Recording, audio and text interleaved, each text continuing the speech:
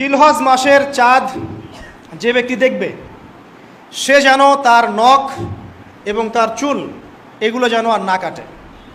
চাঁদ দেখে ফেলেছেন, কুরবানি করা পর্যন্ত এখন চুল আর নখ যেন সে না কাটে। যদি না কাটেন তাহলে কি হবে? আপনি একটা পূর্ণাঙ্গ কুরবানির নেকি পাবেন ইনশাআল্লাহ। আর একটা কুরবানির নেকি কি জানেন? কুরবানির পশুর গায়ে যতগুলো লোমকূপ আছে ততগুলো নেকি আপনার আমল নামায় যুক্ত হবে ইনশাআল্লাহু আজ্জা ওয়া জাল। এগুলো হাদিস।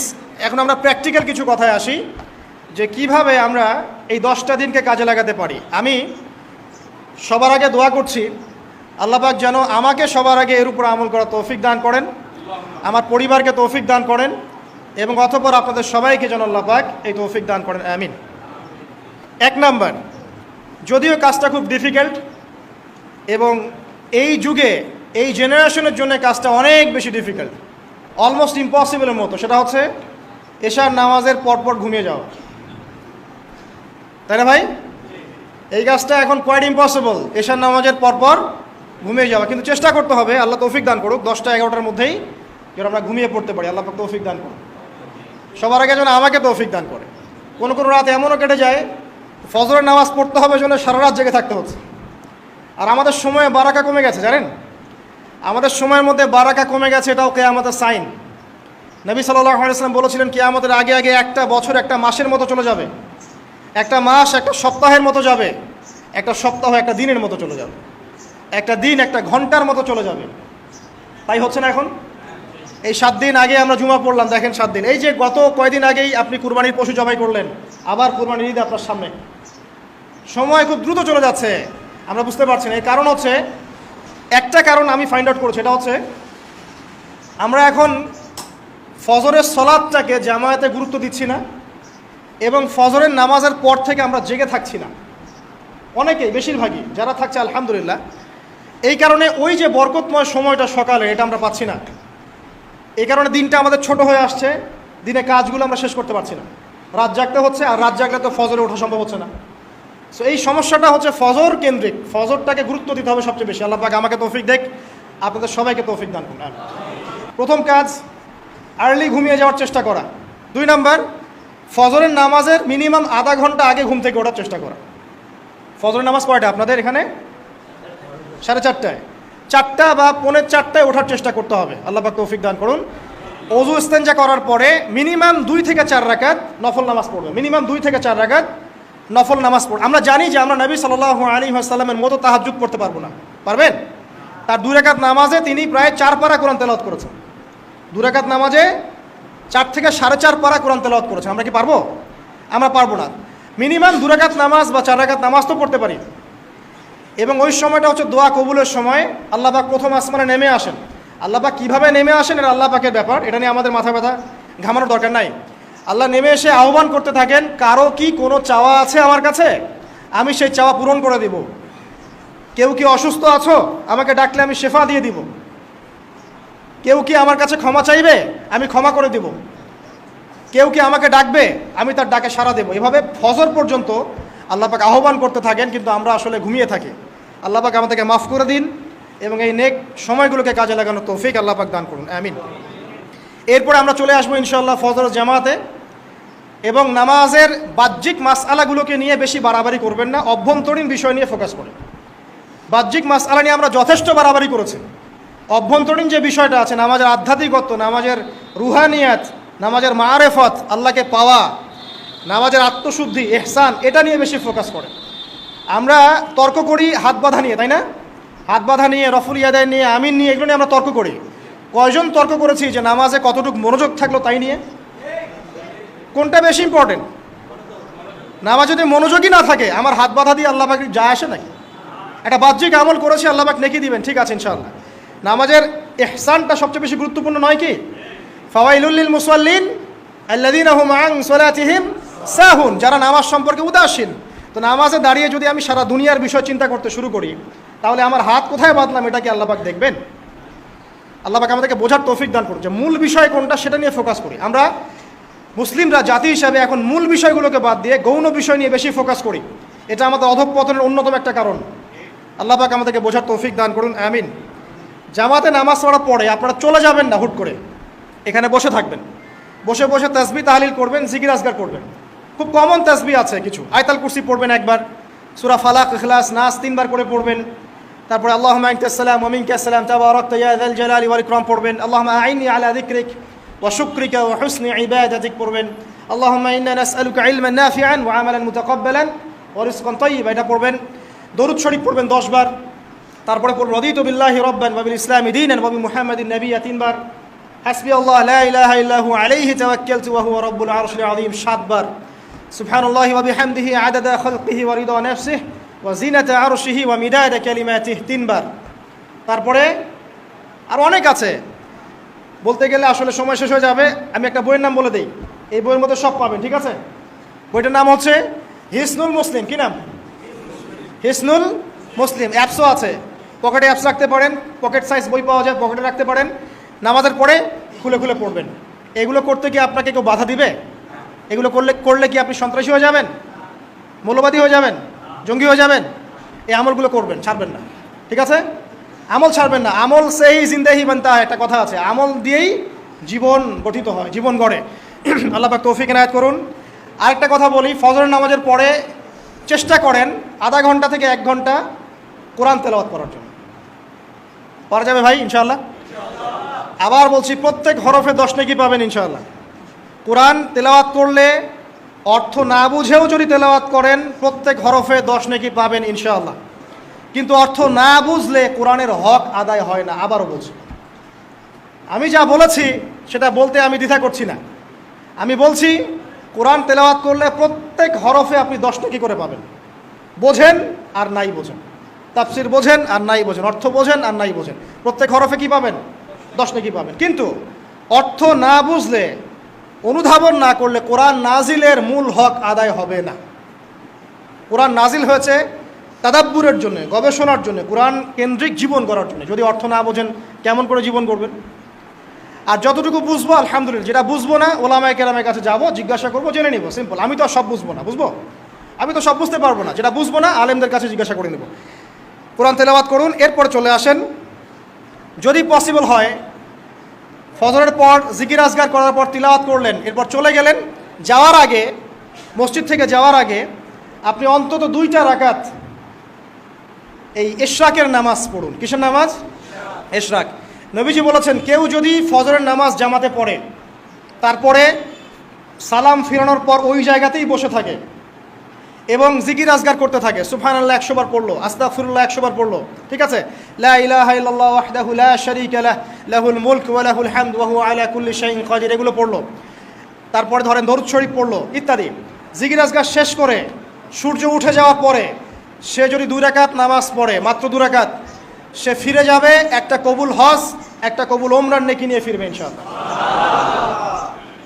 আরেকটা নামাজ আছে, যদি পসিবল হয় পড়তে পারেন, 8টা থেকে 10টার মধ্যে পড়ে ফেললে ভালো, এরপরে সূর্য উঠে যায়, সূর্য গরম হয়ে যায়। সেটা হলো আপনার এই চাশতের নামাজ, যেটাকে আমরা বলি সলাতুদ দুহা, চাশতের নামাজ। আমরা অনেকে রিজিকের সমস্যায় ভুগি না? দারিদ্রতা, রিজিকের সমস্যা, আমাদের অভাব, এই সমস্যা আছে না? চাশতের নামাজ যে ব্যক্তি নিয়মিত পড়বে তাকে 2টা ফজিলত দেওয়া হয়। কয়টা ফজিলত? চাশতের নামাজ যে ব্যক্তি নিয়মিত পড়ে তার 2টা স্পেশাল ফজিলত। 1, তাকে দ্বীনের জ্ঞান দেওয়া হবে, ইলম মুখস্থ ক্ষমতা দেওয়া হবে, আপনি হিফজ ক্ষমতা বেড়ে যাবে, কোরআন সুন্নাহ মুখস্থ রাখতে পারবেন ভালো ইনশাআল্লাহ, আল্লাহর পক্ষ থেকে বুঝ দেওয়া হবে। আরেকটা হচ্ছে আপনার দারিদ্রতা আল্লাহ পাক দূর করে দেবেন। এগুলা পরীক্ষিত আমল ভাই, এগুলা কোনো গাল গল্প বলছি না, এগুলো পরীক্ষিত। আরেকটা আছে, সূরা ওয়াকিয়া রাতে তেলাওয়াত করেন, সূরা ইযা ওয়াকাআতিল ওয়াকিয়া লাইসা লিওয়াকাআতিহা কাযিবা, এই সূরাটা আপনি তেলাওয়াত করেন, দেখবেন দারিদ্রতা চলে যাবে ইনশাআল্লাহ আজ্জা ওয়া জাল, চলে যাবেই ইনশাআল্লাহ। ইনশাআল্লাহ প্রত্যেক দিন যদি কোরআন তেলাওয়াত করেন, একটা নেকি আছে, একটা ফজিলত স্পেশাল, সেটা হলো কোরআন কিয়ামতের মাঠে আপনার পক্ষে সুপারিশ করবে। আর কোরআন যার পক্ষে সুপারিশ করবে ইনশাআল্লাহ তাআলা সে জান্নাতে চলে যাবেই ইনশাআল্লাহ। আর কোরআন যার বিপক্ষে সুপারিশ করবে তার কি জান্নাতে যাওয়ার কোনো সুযোগ আছে ভাই? আল্লাহ বোঝার তৌফিক দেখ, আমিন।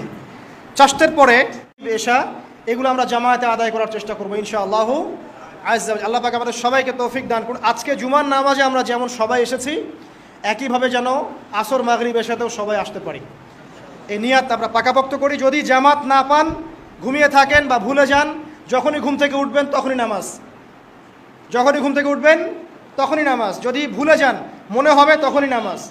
ঘুমিয়েছিলেন, ফজর হয়ে গেছে, 8টা বেজে গেছে, উঠবেন, আগে ফজরের নামাজ কাজা করবেন, তারপরে অন্য কিছু ছাড়ার কোনো অবকাশ নাই। মান তারাকা সালাতাম মুতাআম্মিদান ফাকাদ কাফার। একটা হাদিসে নবীজি বলেছেন, যে ব্যক্তি নামাজ ইচ্ছাকৃতভাবে ইচ্ছা করে ছেড়ে দিল, ইচ্ছা হইলো পড়লাম, ইচ্ছা হইলো পড়লাম না, ফাকাদ কাফার, সে ব্যক্তি কুফরি করবে। বাইনাল আবদি ওয়া বাইনাশ শিরকি ওয়াল কুফরি তারকুস সালাহ। একজন আল্লাহর বান্দা আর একজন মুমিন মুসলিম, এর মধ্যে পার্থক্যই হচ্ছে নামাজ।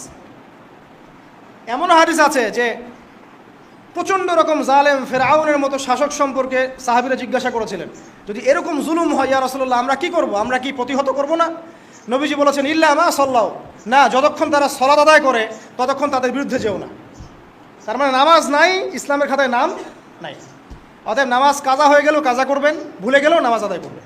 যদি জামাত না পান, বাসায় পড়বেন। যদি পসিবল হয় মসজিদে জামাত শেষ হয়ে গেছে, বাসায় জামাত করে পড়বেন। নামাজের কোনো মাফ আল্লাহ পাক তৌফিক দান করুন, আমিন। এরপরে আসেন, দুইটা নামাজ আছে, এটা আমরা পড়ি না, বা অনেকে পড়ি, অনেকে অবহেলা করি, কিন্তু এটা বড় ফজিলত আছে। বলবো, বেলাল রাদিয়াল্লাহু আনহু নাম শুনেছেন? যখনই নবী সাল্লাল্লাহু আলাইহি ওয়াসাল্লাম জান্নাতে যেতেন, মানে জান্নাত আল্লাহ পাক তাকে দেখাতেন, তখনই তিনি তার বেলাল রাদিয়াল্লাহু আনহুর পায়ের শব্দ শুনতে পারতেন। বেলাল রাদিয়াল্লাহু আনহুর পায়ের শব্দ তিনি শুনতে পারতেন। আর একজন যোগ্য নেতা যিনি, তিনি তার অনুসারীর পায়ের শব্দও চিনেন। কথা বুঝতে পারছেন? আচ্ছা, গলার ভয়েসও চিনেন। তো বেলাল রাদিয়াল্লাহু আনহুকে তিনি জিজ্ঞাসা করলেন, ইয়া হে বেলাল, তুমি কি এমন আমল করো যার ফলশ্রুতিতে তুমি জান্নাতে আমার সামনে সামনে হাঁটছো? সুবহানাল্লাহ। কোন বেলাল? যিনি একজন কৃতদাস ছিলেন, নিগ্রো, কালো, দেখতে হয়তো আপনার আমার মতো সুন্দর না, তাই না? আফ্রিকান মানুষ, যাকে ওই যে রোদের মধ্যে শুয়ে পিটানো হয়েছিল, হয়নি?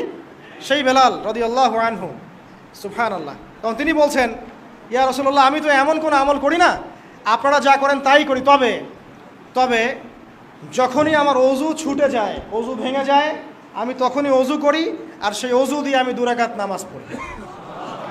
এই নামাজটাকে কি বলে? তাহিয়াতুল ওযু। এই তাহিয়াতুল ওযুটা আমরা আদায় করার চেষ্টা করবো, আল্লাহ পাক তৌফিক দান করুন।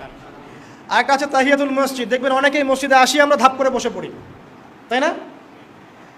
আসলে কিন্তু মসজিদে এসে 2 রাকাত নামাজ পড়ে বসা সুন্নাত। মসজিদে একটা হক আছে, মসজিদে আসলেন, 2 রাকাত নামাজ পড়লেন, সংক্ষিপ্ত আকারে পড়লেন, পড়ে বসবেন, এটা করা উচিত। আল্লাহ পাক তৌফিক ইনায়াত করুন, আমিন। এরপরে আসেন, এই 10 দিন কি করব আমরা? এগুলোর পাশাপাশি বেশি বেশি তাকবীর দিবেন। তাকবীর মানে আল্লাহু আকবার, আল্লাহু আকবার, লা ইলাহা ইল্লাল্লাহ, আল্লাহু আকবার, আল্লাহু আকবার, ওয়ালিল্লাহিল হামদ। সাহাবীদের মধ্যে আবু হুরায়রা রাদিয়াল্লাহু আনহু, আব্দুল্লাহ ইবনে আব্বাস, আব্দুল্লাহ বিন ওমর, এই বিখ্যাত সাহাবীরা যখন এই 10 দিনে উপস্থিত হতেন, তারা বাজারে গেলেও তারা বাজারে গিয়ে তাকবীর দিতেন জোরে জোরে। অন্য সবাই শুনে সবাই তাকবীর দিত, তাহলে সমস্বরে তাকবীর হতো। এই সুন্নাহটা চালু করা যেতে পারে। আল্লাহ পাক আমরা সবাইকে তাকবীর দেওয়ার তৌফিক দান করুন, আমিন। এরপর এই 10 দিন আমরা বেশি বেশি যে কাজটা করার চেষ্টা করবো, সেটা হলো তওবা। বেশি থেকে বেশি তওবা করার চেষ্টা করা উচিত। আর তওবা মানে শুধু আস্তাগফিরুল্লাহ ওয়া আতুবু ইলাইহি পড়া নয়। তওবার 2টো ভাগ আছে। কবিরা গুনার জন্য একরকম তওবা, আর সগীরা গুনাহ এমনি এমনি মাফ হয়ে যায়। সগীরা গুনার জন্য একটা সগীরা গুনাহ হয়েছে, আপনি একটা ভালো কাজ করলেন, আগের গুনাহ মাফ। একটা গুনাহ হয়েছে, আপনি ওযু করলেন, চোখের হাতের সব গুনাহ মাফ। একটা গুনাহ হয়েছে, আপনি সদকা করলেন, গুনাহ মাফ। মানে গুনাহ মাফের অনেক সুযোগ আছে, কিন্তু কবিরা গুনাহ মাফের শর্ত আছে। শর্ত কি? 1 নাম্বার, পাক্কা নিয়াত করা যে আর কোনোদিন এই কাজটা করবো না ইনশাআল্লাহ। 2 নাম্বার, ইচ্ছা করে ওই পাপে আর লিপ্ত না হওয়া। এবং 3 নাম্বার, নিজে এই পাপের জন্য কান্নাকাটি করা, অনুতপ্ত থাকা, তাহলে ইনশাআল্লাহ মাফ হয়ে যাবে। আরেকটা শর্ত আছে, যদি পাপটা অন্য কারোর সাথে সম্পৃক্ত হয়, যেমন ধরেন কারো টাকা মেরে দিয়েছেন, টাকা শোধ করেন নাই, যেটা আমাদের সমাজে ট্রেডিশন হয়ে গেছে এখন। জমি মেরে দিয়েছেন, শোধ করছেন না, মান সম্মানের হানি করছেন, মিথ্যা অপবাদ দিচ্ছেন, হ্যাঁ, এক কথায় মানুষের সাথে সম্পৃক্ত হক, মানুষের ক্ষতি করেছেন আপনি, তখন কি করতে হবে? তখন ওই মানুষের কাছে গিয়ে ক্ষমা নিতে হবে। খুব ডিফিকাল্ট, এবং এটার জন্য একটা বড় মনের দরকার আছে, মনের স্বচ্ছতার দরকার আছে। ভাই, আমি তোমার টাকা ধার নিয়েছিলাম, দেই নাই, এই নাও টাকা, শোধ করে দিলাম। ভাই, আমি তোমাকে ভালো মন্দ বলেছিলাম, তোমার গীবত করেছি, আল্লাহ তোমাকে মাফ করে দেয়, তুমি আমাকে মাফ করে দাও।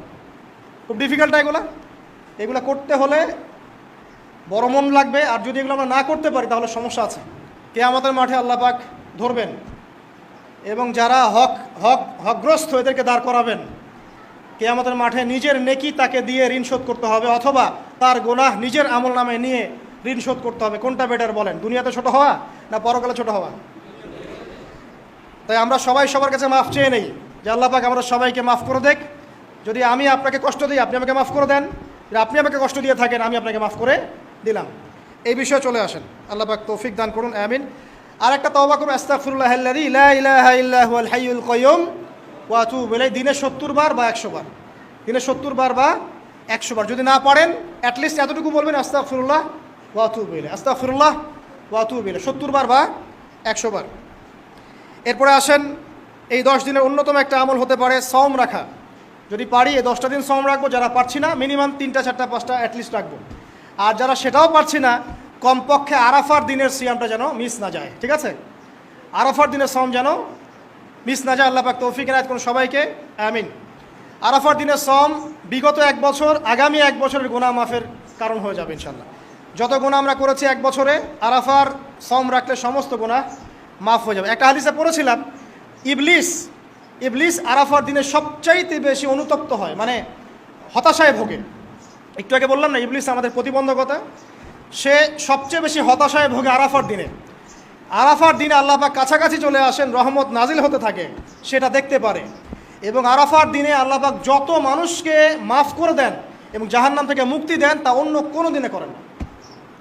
অগণিত অসংখ্য মানুষকে আল্লাহ পাক আরাফার দিনে মাফ করে দেবেন ইনশাআল্লাহ। অতএব এই দিন সওম রাখতে হবে। কারা সওম রাখবে? যারা হজ করছে না তারা রাখবে, মানে আমরা যারা হজ করতে যেতে পারিনি এবার, তারা রাখবো ইনশাআল্লাহ তাআলা। এছাড়া বেশি বেশি সওম রাখার চেষ্টা করা উচিত এই 10 দিন। ফজিলত একটা হাদিস একটু আগে বলেছি, একটা সওম আপনার কি হবে? 1 বছর সওমের নেকি পাওয়া যাবে ইনশাআল্লাহ তাআলা। হজ এবং উমরা করা, যারা এই 10 দিনে হজ উমরা সুযোগ পেয়েছে, তারা আল্লাহ পাকের মেহমান। আমরা দোয়া করবো আল্লাহ পাক তাদের সবাইকে সুস্থতার সাথে হজ করা তৌফিক দান করুন, এবং আমাদেরকেও জীবনে অন্তত একটাবার হলেও মাকবুল হজ করা তৌফিক আল্লাহ পাক দান করুন, আমিন। এবং একটা হাদিস এসেছে, যে ব্যক্তি বিশুদ্ধভাবে হজ করতে পারে, মাকবুল হজ, মাবরুর হজ, সেই ব্যক্তি ওই দিনের মতো নিষ্পাপ হয়ে যাবে যেদিন তার মা তাকে প্রসব করেছিল। সুবহানাল্লাহ। আরও একটা কাজ আছে এই 10 দিনে, সেটা হলো ঈদ উল আজহা এবং কোরবানি। ইনশাআল্লাহ তাআলা নেক্সট যে খুতবা আসবে, সেই খুতবায় আমরা কোরবানি, এর মর্ম, এর গভীরতা, এর শিক্ষা নিয়ে আলোচনা করবো ইনশাআল্লাহ। তবে কোরবানির সামনে আছে, এই 10 দিনের মধ্যে আমরা পশু কিনব।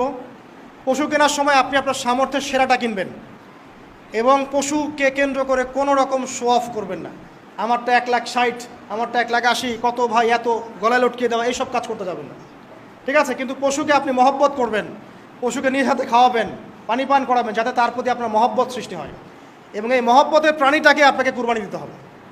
মনে রাখবেন, যিনি কুরবানি দিচ্ছেন তিনি যেন একজন ইসমাইল আলাইহিস সালাম। যাকে কুরবানি দেওয়া হচ্ছে সে যেন যিনি কুরবানি দিচ্ছেন তিনি যেন একজন ইব্রাহিম আলাইহিস সালাম, আর যাকে কুরবানি দেওয়া হচ্ছে সে যেন একটা ইসমাইল আলাইহিস সালাম। সবচেয়ে প্রিয় বস্তুটাকে কুরবানি করতে হবে। এই জন্যে আপনি আপনার সামর্থ্যের সেরাটা কিনবেন। এখানে অনেক মাসআলা আছে, আমি মাসআলাগুলো দিতে যাচ্ছি না। অনেক বড় বড় আলেম ওলামা আছেন, তাদের শরণাপন্ন হয়ে আপনারা এগুলোর মাসআলা নিয়ে নেবেন, ঠিক আছে? তবে আমি একটা বিষয় বলবো খালি, কুরবানিকে কেন্দ্র করে কোনো রকম রিয়া, অহংকার, লোক দেখানো কাজ করতে যাবে, এবং পরিবেশ দূষণ হয় এমন কোনো কাজও করতে যাবে। জাস্ট ইসলামের সৌন্দর্য ফুটিয়ে তুলবেন, এর যে হক, মিসকিনের হক, আত্মীয়দের হক, এটা ঠিকঠাক মতো আদায় করবেন।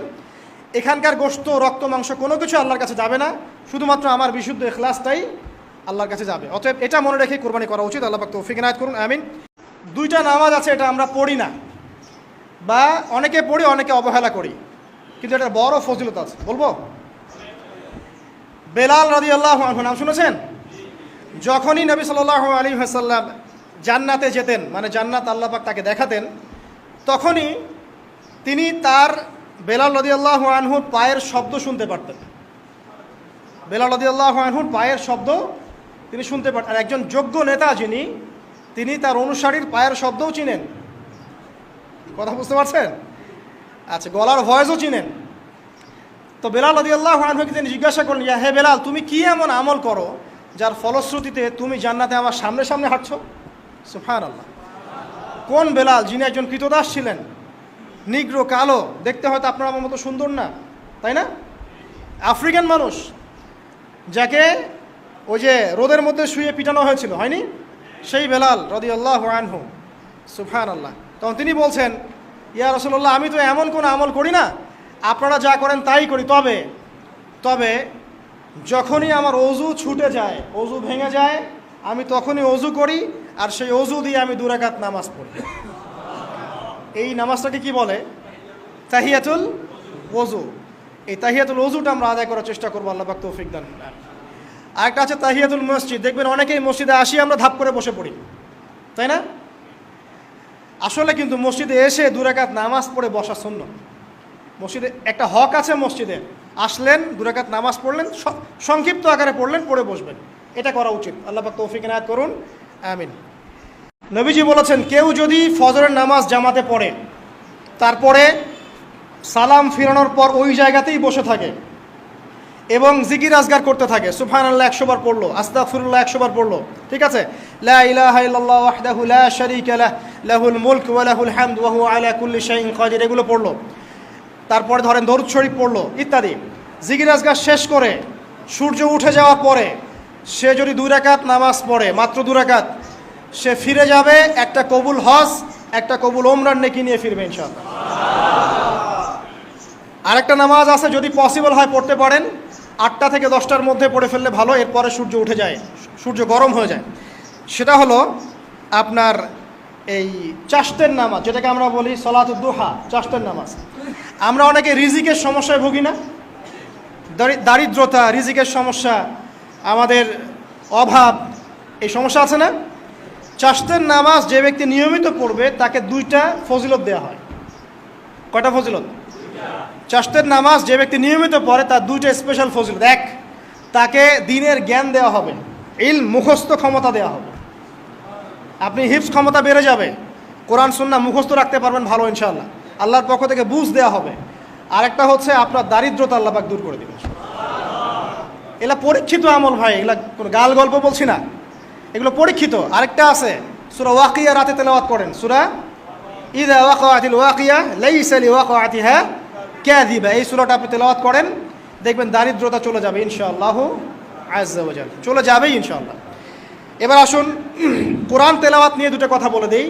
কিছু কিছু সূরার কিছু কিছু অংশ মুখস্থ করে ফেলার চেষ্টা করেন। প্রত্যেক দিন এই অংশটুকু আপনি নিজে তেলাওয়াত করবেন। ফর এক্সাম্পল, সূরা বাকারার প্রথম 5টা আয়াত, তারপরে আয়াতুল কুরসি 255 নম্বর আয়াত, সূরা বাকারার শেষের 3টা আয়াত, সূরাতুল আলী ইমরান শেষের 10 আয়াত, সূরা কাহফ প্রথম 10 শেষের 10, সূরা মুমিনুন শেষের 5-7টা আয়াত, সূরা তাওবার শেষ পৃষ্ঠা, সূরা আহজাবের শেষ পৃষ্ঠা, সূরা ফালাক, সূরা নাস, সূরা ইখলাস, সূরা কাফিরুন, সূরা জিন এর প্রথম 10টা-20টা আয়াত, এছাড়া আরও সূরা হাশর শেষের 5-7টা আয়াত। এগুলো মুখস্থ করে ফেলেন, প্রতিদিন এগুলো আপনি চর্চা করবেন, পারবেন ইনশাআল্লাহ। প্রত্যেক দিন যদি কোরআন তেলাওয়াত করেন একটা নেকি আছে, একটা ফজিলত স্পেশাল, সেটা হলো কোরআন কিয়ামতের মাঠে আপনার পক্ষে সুপারিশ করবে। আর কোরআন যার পক্ষে সুপারিশ করবে ইনশাআল্লাহ তাআলা সে জান্নাতে চলে যাবেই ইনশাআল্লাহ। আর কোরআন যার বিপক্ষে সুপারিশ করবে তার কি জান্নাতে যাওয়ার কোনো সুযোগ আছে ভাই? আল্লাহ বোঝার তৌফিক দেখ, আমিন।